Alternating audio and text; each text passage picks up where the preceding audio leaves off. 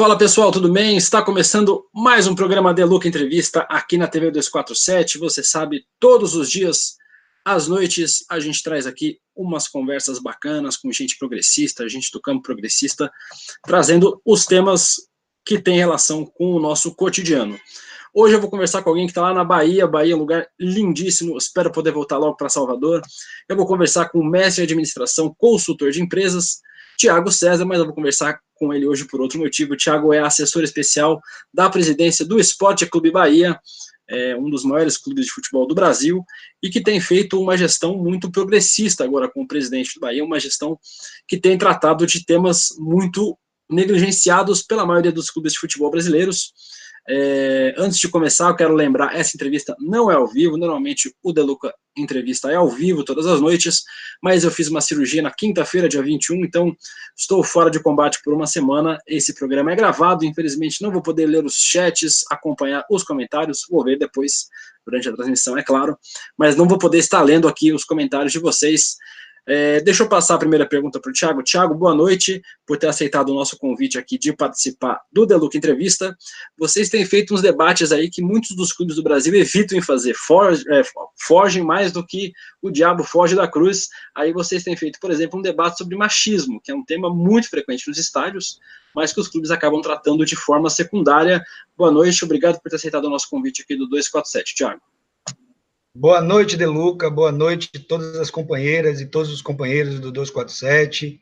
Em nome do Esporte Clube Bahia, eu agradeço o convite para debatermos temas de inclusão, temas progressistas vinculados ao futebol. Sem sombra de dúvida, a gente sabe o poder que o futebol tem de transformação, a gente sabe também que o ambiente do futebol é um ambiente de reprodução de muitas mazelas, de muitas opressões, de muitos vícios da nossa sociedade, e que, por ser ele esse lugar de reflexo dessa sociedade, a gente precisa transformar ele, porque a gente entende ele como um vetor de transformação mesmo da vida das pessoas que circulam em torno do futebol e também daquelas que não circulam no futebol, justamente porque o futebol é um ambiente hostil para muitos grupos sociais, para muitas pessoas, e a gente quer tornar o futebol realmente um futebol inclusivo, por fazer parte de um clube que é identificado como um clube de massa, o clube do povo.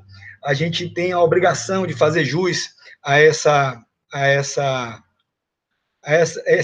conquista de ser um clube do povo, e desde que Guilherme Belintani e Vitor Ferraz, o presidente e o subpresidente daqui do Esporte Clube Bahia, a gente tem como uma meta institucional exercer um conjunto de ações afirmativas com vistas a tornar o Bahia um clube inclusivo, um clube coerente com a sua história e, sobretudo, um clube que exerce um protagonismo social em um tempo de tanta intolerância, de tanto ódio, de tanta disseminação das mais variadas formas de violência contra grupos sociais historicamente oprimidos e sujeitados a tantas brutalidades.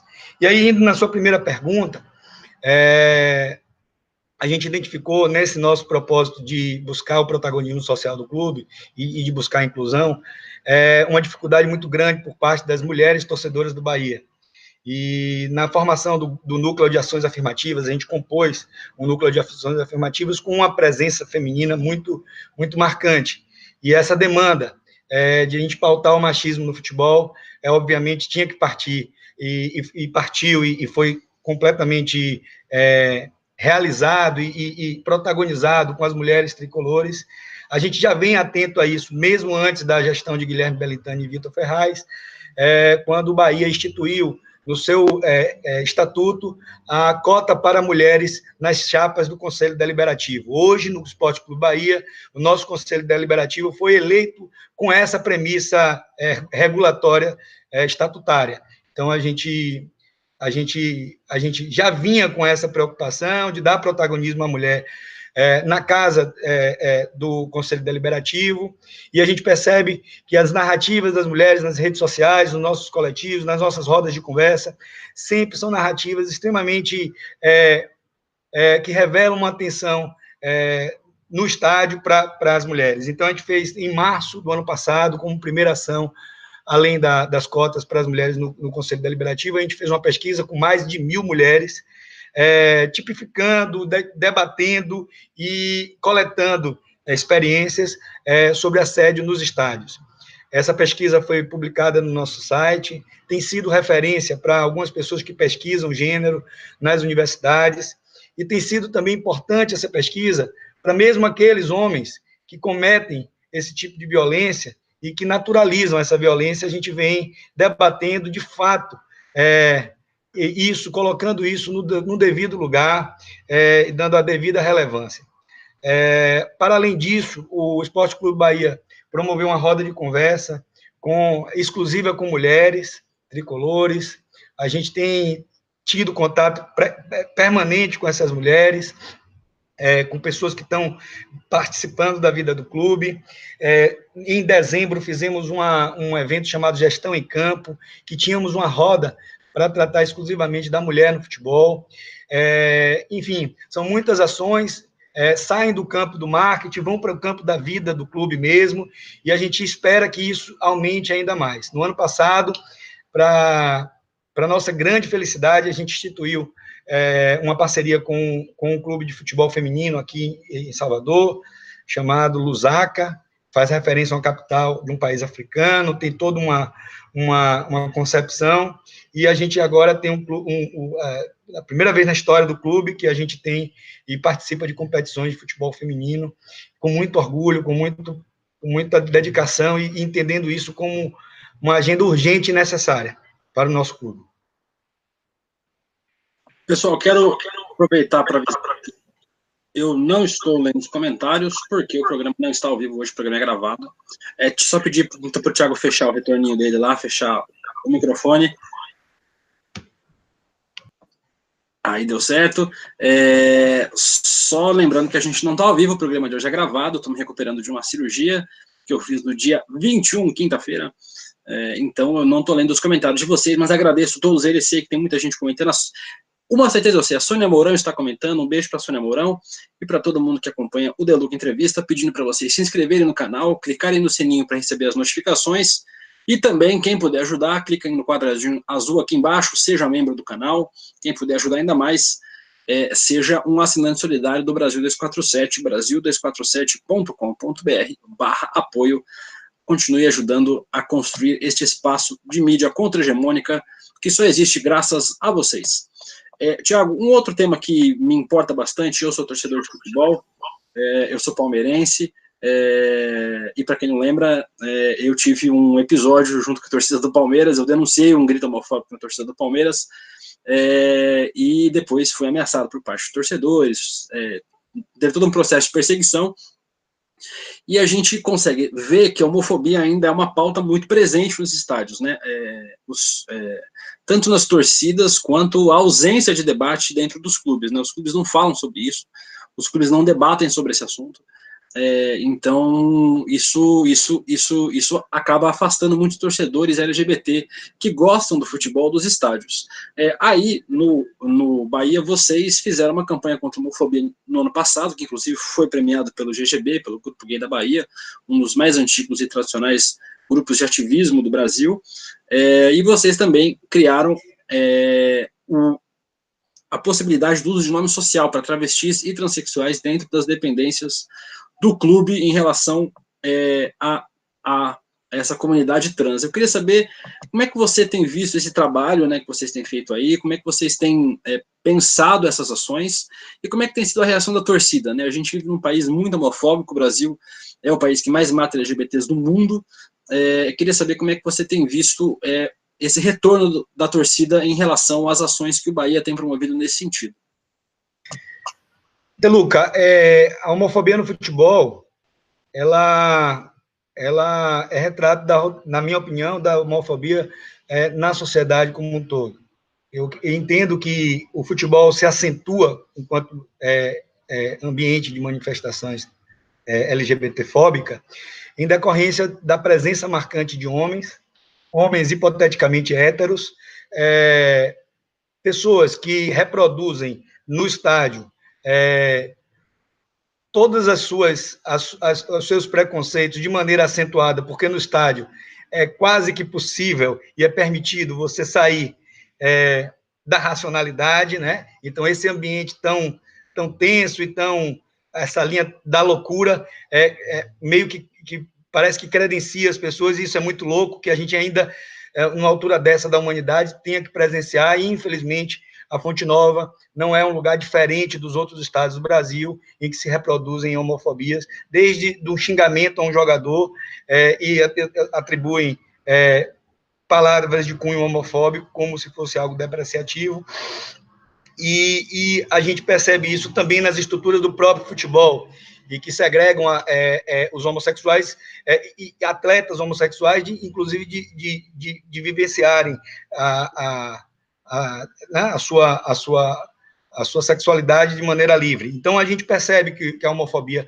é algo muito marcante no futebol, é algo naturalizado no futebol, e a gente tenta quebrar essa estrutura na medida das ações institucionais do clube. Então, no dia de combate à homofobia, em maio, no dia 17 de maio, a gente fez uma campanha.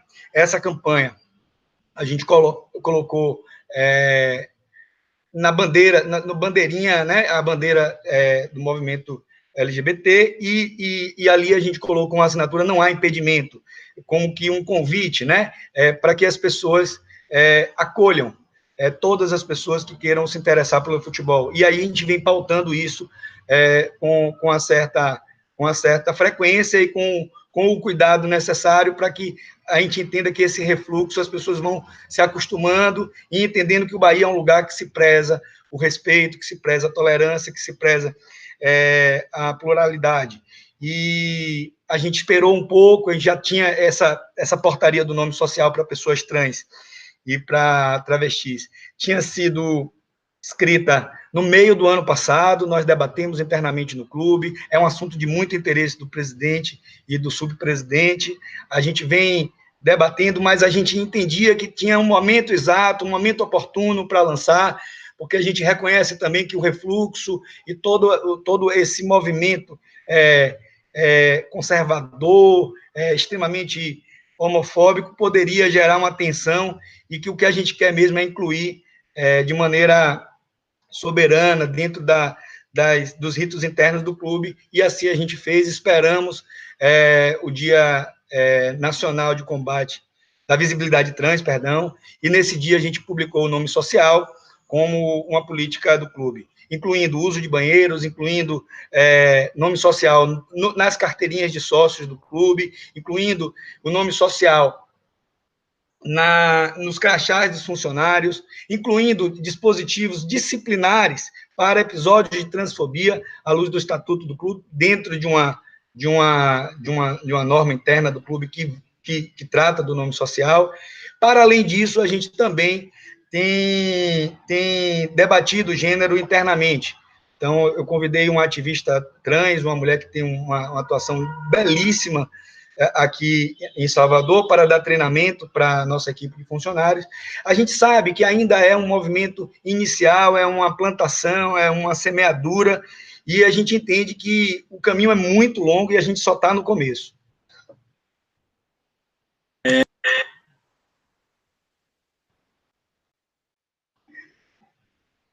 Cortou seu... De Luca, eu não te ouço. Pronto, agora sim. O meu microfone estava com problema. Eu fui participar de um lançamento de um livro agora, no ano passado, sobre um quadrinho que fala sobre um jogador de futebol que se assume gay, chama Do Outro Lado da Bola. Não sei se você já leu. Se você não leu, eu vou te enviar um exemplar aí em Salvador. É um livro super bacana que conta a história de um jogador que se assumiria gay em um grande clube brasileiro, né? Eles fazem uma referência a um clube alvinegro, de São Paulo, mas eles não usam exatamente o nome de nenhum clube. E conta como seria se a gente tivesse um jogador de futebol assumidamente gay no Brasil. A gente tem alguns casos na Europa, nos Estados Unidos, de jogadores que se assumiram como gays e que ainda assim continuaram jogando, apesar de terem sofrido muito preconceito na carreira. Você acha que no estágio que a gente está no Brasil hoje, Thiago, o Brasil teria capacidade de ter um jogador de futebol assumidamente gay jogando nas grandes ligas do Brasil? De Luca, eu vou dar uma opinião muito pessoal sobre a minha expectativa sobre as capacidades desse Brasil. Esse Brasil foi capaz de eleger e de se pautar por movimentos extremamente conservadores, né? E quando a gente vê um país que se direciona dessa maneira, é difícil para mim dizer para você qual é a capacidade real do Brasil. Mas eu, ao invés de pensar na capacidade que esse país tem, eu penso na urgência. Eu acredito que é necessário que uma circunstância como essa aconteça para a gente ir quebrando as estruturas. Então, mais do que capacidade, independente que se a gente tem capacidade ou não, a gente tem necessidade. E a necessidade, quando a gente entra no plano da consciência que essa necessidade existe, inevitavelmente a gente vai ter que buscar capacidades, né? Ou seja, diante da necessidade, as lutas precisam estar ativas e eu entendo que a gente tem necessidade de um enfrentamento como esse. E, obviamente, aí, indo para o campo do Esporte Clube Bahia, a gente se posicionando como um clube de inclusão, como um clube que acolhe as pessoas, eu acredito, sendo muito sincero a você, que um caminho dos clubes de futebol é se posicionar institucionalmente nessa direção, até mesmo para que esses atletas tenham respaldo institucional para tomar suas posições de maneira mais livre, de maneira mais credenciada, respaldada. Infelizmente, isso não deveria ser necessário, obviamente, mas, infelizmente, nesse país que se mostra muitas vezes tão cruel, tão brutal, tão violento, a gente precisa de respaldo institucional, e é disso que a gente está se propondo, é nisso que a gente está se direcionando, e a gente realmente torce muito para que os outros clubes do Brasil entendam essa necessidade institucional, para que essas pessoas estejam acolhidas. E aí, num plano do que a gente considera ideal, eu realmente gostaria de ver os clubes do Brasil se reunindo para institucionalmente debater de que maneira eles podem se posicionar e dar respaldo para que tudo isso aconteça. Não deveria ser necessário que as instituições estivessem nessa urgência, mas, infelizmente, eu penso que a gente precisa fortalecer a instituição nesse sentido. Deixa eu aproveitar para pedir inscrições aqui para o canal. Inscreva-se no canal do Brasil 247, clique no sininho para receber as notificações e também seja membro do canal. Aqui embaixo tem um quadradinho azul, seja membro, você clica lá e vira membro da TV 247. Lembrando, eu estou entrevistando o Thiago César, que é assessor especial da presidência do Esporte Clube Bahia, um dos maiores clubes de futebol do Brasil, um dos primeiros campeões brasileiros, inclusive. E eu queria aproveitar para lembrar vocês que esse programa não é ao vivo. Normalmente o The Look Entrevista é ao vivo todos os dias à noite. Nessa noite vocês estão vendo um programa que foi gravado porque eu estou me recuperando de uma cirurgia, mas em breve estarei de volta aqui para fazer os programas ao vivo com vocês. Tiago, eu quero te fazer uma pergunta no sentido do racismo. O Brasil é um país que tem um dos maiores países negros fora da África, né? O Brasil é um país que tem a maioria de sua população negra e ainda é um país que enfrenta a chaga do racismo de forma muito, muito cotidiana. A gente viu algum tempo atrás o assassinato daquele jovem dentro de um supermercado Extra no Rio de Janeiro. Então o racismo é uma coisa que está presente no nosso cotidiano de forma muito, muito dura. No futebol não podia ser diferente, né? A gente acaba vendo, mesmo com um grande número de jogadores negros, com um grande número de torcedores negros, a gente acaba vendo muito racismo por parte de torcedores e até por parte de atletas contra outros atletas. São muitos exemplos no Brasil, o Grafite, o Aranha, o Arouca, o Michel Bastos, o René Júnior aí no Bahia. Nesse sentido, como é que vocês têm tratado o enfrentamento ao racismo aí no Bahia, visto que essa pauta ainda é uma pauta que parece resolvida, né? As pessoas não costumam falar sobre isso, gostam de achar que o Brasil é uma democracia racial e a gente não precisa tratar sobre esse tema. No futebol e no Bahia, vocês têm tratado esse tema? Bom, eu acho que o racismo no futebol, ele ele está muito presente em vários aspectos, em várias manifestações. Aqui na cidade, Salvador, não diferente das outras cidades do Brasil, o racismo, ele se manifesta de uma maneira muito mais cruel do que a injúria racial. O racismo mata. A gente percebe que o genocídio negro aqui em Salvador passa a largo das pessoas. É um genocídio não narrado, velado. A todo dia, muitos corpos negros são tiradas vidas de muitos corpos negros. A gente sabe que a população jovem de Salvador está ameaçada, a condição racial realmente define isso, e, infelizmente, a sociedade, muitas vezes, não toma pé da gravidade do genocídio racial que a gente vive hoje no Brasil.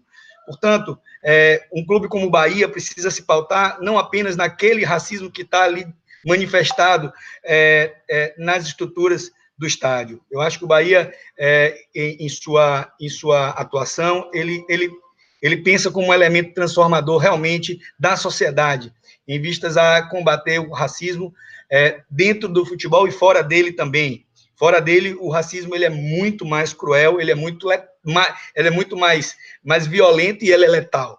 Portanto, o Bahia, pensando nesse aspecto, no Novembro Negro, a gente fez uma ação reverenciando figuras negras importantes aqui na Bahia.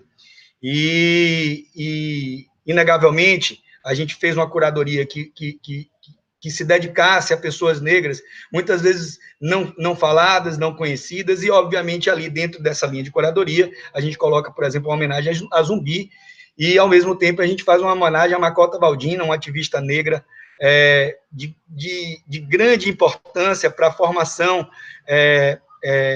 para a preservação da memória étnica, racial da nossa cidade, para uma grande educadora, uma ativista negra maravilhosa, e que muitas vezes a nossa sociedade não dá a devida visibilidade a esses atores. São muitos que a gente homenageou, mas, obviamente, para a gente, a homenagem apenas no fundo da camisa ainda é uma ação incipiente. A gente pretende aprofundar esse debate, aprofundar essas abordagens que a gente tem feito em torno do combate ao racismo.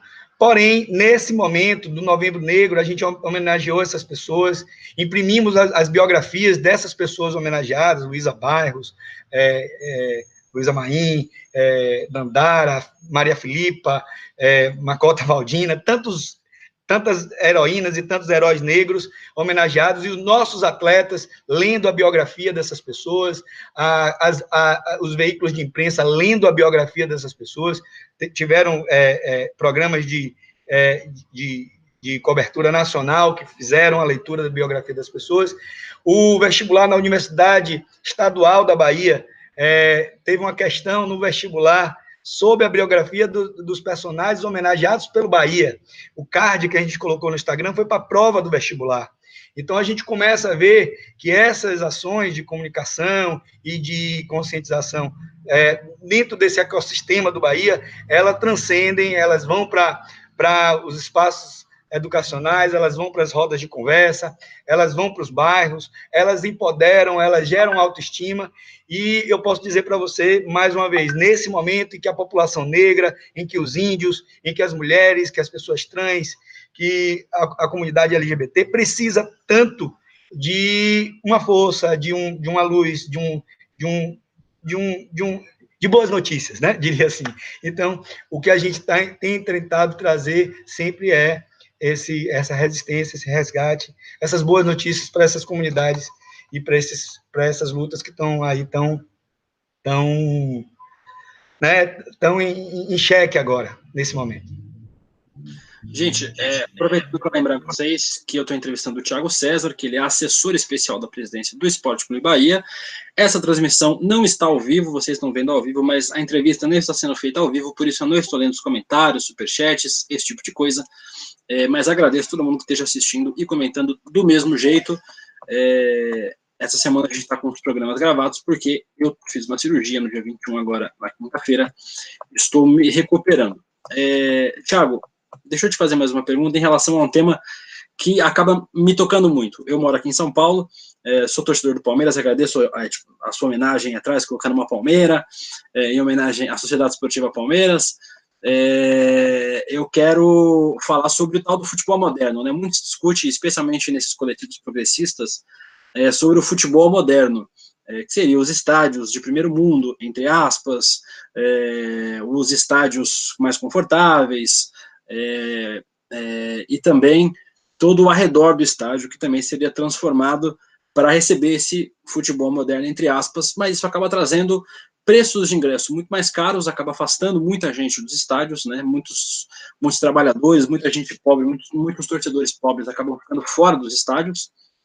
A gente vê isso nessas arenas que tem pelo Brasil agora, no Rio de Janeiro, aqui em São Paulo, no sul do Brasil, e também os clubes acabam tendo preços muito altos de tudo, né? Camisas são muito caras, todos os equipamentos oficiais acabam sendo muito caros, e os torcedores mais pobres acabam não tendo acesso a esse tipo de material. Eu queria saber como é que vocês têm pensado isso aí no Bahia, como é que você tem visto esse movimento do futebol. Eu não sei qual é a realidade aí hoje do estado da Bahia, dos dois grandes clubes aí de Salvador, pelo menos, em relação a esse futebol moderno, futebol de arena e esse aumento exorbitante dos preços. Como é que vocês têm pensado esse assunto aí no Bahia? De Luca, eu queria só fazer uma correção, também, além de assessor especial do Esporte Clube Bahia, aqui eu falo como membro do Núcleo de Ações Afirmativas do clube, um núcleo que a gente compôs com antropólogos, com pessoas ligadas a diversas lutas e ligadas a ações afirmativas em outras instituições. Então, a gente compõe um grupo que discute, que debate e que avança nessas pautas com respaldo do clube. São pautas afirmativas e que requer uma pluralidade, e aqui eu faço uma menção a todas essas pessoas que compõem o Núcleo de Ações Afirmativas do Bahia, juntamente com a nossa equipe. Com relação ao processo de elitização das arenas, dos estádios, o Bahia é um clube em uma cidade com poder aquisitivo baixo, é um clube de massa, é um clube que a população de todas as classes sociais compõe a torcida do nosso clube, e a gente entende que esse processo dos estádios, das arenas, ele, em alguma maneira, afasta, em alguma maneira não, ele afasta completamente o público do estádio, a torcida, o povo do estádio. E sempre foi um incômodo muito grande de nossa parte, como que a gente vai viabilizar isso? No meio do ano, a gente atacou o preço da entrada no estádio, tem alguns estudos econométricos de viabilidade, a gente esbarra em algumas circunstâncias operacionais ali desse formato de arena, que requer uma estrutura de custos diferente dos estádios de outrora, aqui na Fonte Nova, da antiga Fonte Nova, e essa estrutura, né, operacional, ela requer um equilíbrio econômico. Obviamente que, em nome desse equilíbrio econômico, a gente não vai embranquecer o estádio precisa ser negro também, ele precisa ser reflexo da nossa torcida, e aí, dentro desse prisma, dentro dessa nossa ambição de ter de volta a nossa torcida, a gente validou um plano chamado Bermuda e Camiseta, em que a gente faz uma análise do perfil econômico do proponente, e após essa análise, pessoas que ganham até R$ 1.500 têm o preço... o jogo sai a cerca de R$ 10, ou um pouco menos, a depender do calendário, tem acesso garantido, ganha a camisa oficial do clube, tem todos os benefícios dos sócios, é um sócio, de fato, do clube, tem direito a voto, mas essas pessoas, por uma análise econômica que nós fazemos, elas têm acesso garantido a todos os jogos por um pagamento muito abaixo da bilheteria. A gente, depois disso, percebe que o estádio ele tem uma ocupação diferente, ele tem uma outra atmosfera.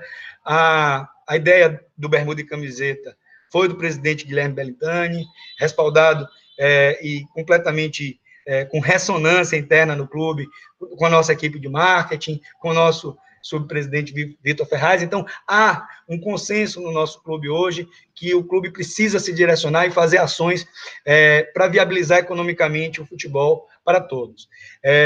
Ainda nesse mesmo embalo, a gente também se preocupa não só com o custo da entrada no estádio, mas também com o custo para você viver o jogo, né? Uma água mineral num estádio como esse é muito caro, é surreal o preço para a maioria das pessoas. Então, a gente vem tentando dialogar com o consórcio da Arena Fonte Nova, que muitas vezes é extremamente sensível e parceiro desses nossos incômodos. A gente, no meio do ano, conseguiu reduzir a cerveja pela metade do preço, e a gente está caminhando lentamente no sentido de ampliar essas ações. Inicialmente foram 2.000 vagas do Bermuda e Camiseta, e nosso desejo é ampliar, nosso desejo é dar mais peso a essas ações que viabilizam a entrada de todas e todos no estádio. Eu acho que, reitero, é um trabalho que está começando e a gente tem gostado, a gente olha no espelho e gosta do que vê, porque realmente aquilo que a gente está viabilizando, tentando promover para a nossa nação, é algo realmente muito, muito emblemático e eu acho que realmente veio para ficar. Dificilmente essas ações elas vão retroceder. Eu espero que diretores de futebol, assessores estejam vendo essa entrevista também, se inspirem nessas ações do Bahia. Só para você explicar o seu microfone, Thiago, para a gente. Aí, espero que mais gente esteja assistindo para a gente poder, que outros clubes, espero que alguém do Palmeiras esteja assistindo, para que a gente possa ter ingressos mais baratos e acesso a mais gente nos estádios de futebol. Thiago, a gente já está com o nosso tempo quase estourado. Lembrando, pessoal, a entrevista de hoje, vocês estão assistindo ao vivo, mas ela foi gravada, ela não está ao vivo efetivamente, porque eu estou me recuperando de uma cirurgia. Semana que vem eu estou de volta, com entrevistas ao vivo todos os dias aqui no The Look Entrevista. Lembrando que hoje eu estou conversando com o Thiago César, que é assessor especial da presidência do Sport Clube Bahia. Eu vou fazer uma última pergunta para a gente terminar a nossa entrevista, Thiago. O Brasil ficou em choque com a morte dos meninos do Flamengo, né, com os 10 jogadores da categoria de tipo de base do Flamengo que morreram em um incêndio em um alojamento dentro do ninho do Urubu, no Rio de Janeiro. Eu queria, para a gente se despedir, e aí já peço para você depois dar o seu abraço final para todo mundo que assistiu aqui ao nosso programa, que você comentasse como é que você viu essa tragédia, como é que você acha que o futebol brasileiro cuida da base, dos atletas de base, mesmo em clubes que gastam milhões de reais todos os anos com contratação de jogadores. A gente ainda vê muitos problemas, né? Outros clubes tiraram seus atletas da base dos seus alojamentos, levaram para hotéis nesse período. Eu queria saber como é que vocês cuidam desse aspecto aí no Bahia, como é que você vê de uma forma em geral, como é que o futebol brasileiro cuida da sua base, que é tecnicamente o espaço onde surgem os novos atletas, os novos orgulhos brasileiros que enchem os nossos campos Brasil afora. Thiago, eu já aproveito para te agradecer pela entrevista e deixar o espaço para você responder e deixar o seu abraço final para todo mundo que assistiu essa entrevista aqui no The Look Entrevista, na TV 247. De Luca, nós recebemos com muita consternação e com muita tristeza as notícias que chegam do Flamengo. Obviamente que para a gente vem uma reflexão sobre como que esse futebol brasileiro trata suas divisões de base. Inevitavelmente, se a gente for olhar os orçamentos dos clubes, eles dão conta de uma relevância muito grande ao futebol profissional, sobretudo porque é o futebol profissional que mantém, que gera receita, que mantém o clube com atividade de visibilidade e de viabilidade. Todavia, a gente percebe que a proporção entre o que se investe em divisão de base e o que se investe em futebol profissional, há uma certa disparidade. financeira. Há um segundo problema nisso, que é o propósito de se investir na divisão de base. E quando a gente fala em investir em divisão de base, naturalmente as pessoas vinculadas ao futebol pensam em investir em um nascedouro de atletas e, portanto, um nascedouro de riquezas e nascedouro de pessoas que vão fazer sucesso, que vão gerar dinheiro para o cofre do clube, fazer muito gol. E eu acho que o pensamento da divisão de base ela tem que extrapolar o aspecto esportivo, né? Hoje no Bahia a gente tem 88 atletas, a gente tem um alojamento para 88 atletas, e a gente entende que aquelas pessoas que estão ali, elas estão em formação para serem um atleta de futebol ou para não serem um atleta de futebol. E essa segunda hipótese de não ser um jogador de futebol, infelizmente, estatisticamente, é a mais provável. Poucos são os atletas que passam pelas divisões de base, que se profissionalizam e geram riquezas para os seus clubes. Ora, se a gente estiver apenas pensando no jovem como um futuro atleta e um futuro gerador de riqueza para o clube, a gente está errando e há um equívoco conceitual em termos. O que a gente pensa como política de base é uma política de desenvolvimento humano, que prepare o atleta para não ser atleta profissional, para ser um cidadão.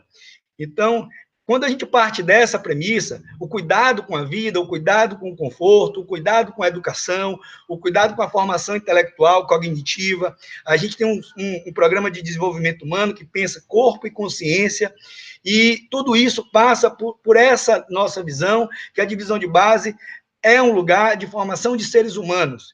E que, claro, se esses seres humanos passarem a ser atletas de grande sucesso, como temos Ramires, atleta da nossa base, que serviu a seleção brasileira nessa última competição, um atleta que é um diferencial esportivo para a gente. Se esses jovens se tornarem Ramires, maravilha, mas a gente tem que pensar nesses atletas, sobretudo, para serem atletas que se tornem seres humanos. E quando a gente parte dessa premissa, todos os outros cuidados, eles se tornam, na minha opinião, mais simples da gente enfrentar.